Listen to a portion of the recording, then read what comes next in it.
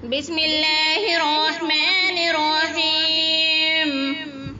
يا أيها الذين آمنوا لا تتخذوا الذين اتخذوا دينكم هزوا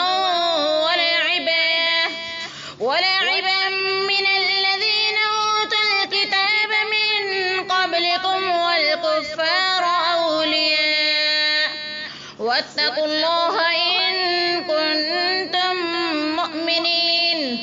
وإذا ناديتم إلى الصلاة اتخذوها هزوا ولعبا ذلك بأنهم قوم لا يعقلون.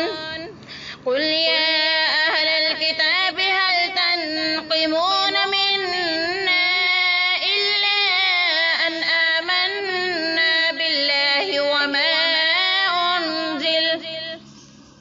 وما أنزل إلينا وما أنزل من قبل وأن أكثركم فاسقون.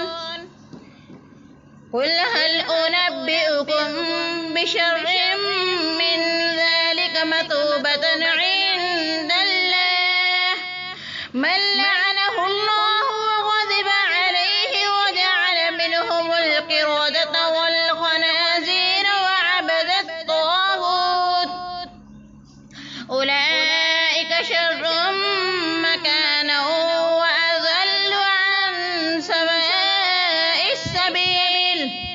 وإذا جاءوكم قالوا آمنا وقد دخلوا بالكفر وهم قد خرجوا به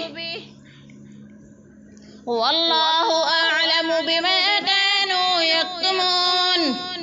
وترى كثيرا منهم يسارعون في الإثم والعدوان وأكلهم السحت لبئس ما كانوا يعملون.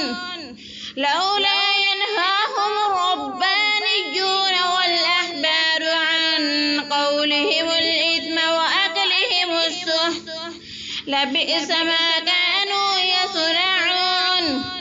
وقالت اليهود يد الله مغلولة غلت أيديهم ولعنوا بما قالوا بل يداه مبسوطتان ينفق كيف يشاء وليزيدن كثيرا منهم ما أنزل إليك من ربك طغيانا وكفرا وألقينا بينهم العداوة والبغضاء إلى يوم القيامة كلما أوقدوا نارا للحرب أو أطفأها الله ويسعون في الأرض فسادا والله لا يحب المفسدين. ولو أن أهل الكتاب آمنوا واتقوا لكفرنا عنهم سيئاتهم ولأدخلناهم جنات النعيم.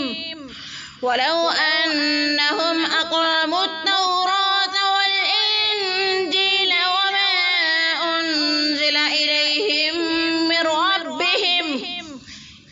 من ربهم لأكلوا من فوقهم ومن تحت أرجلهم منهم أمة مقتصدة وكثير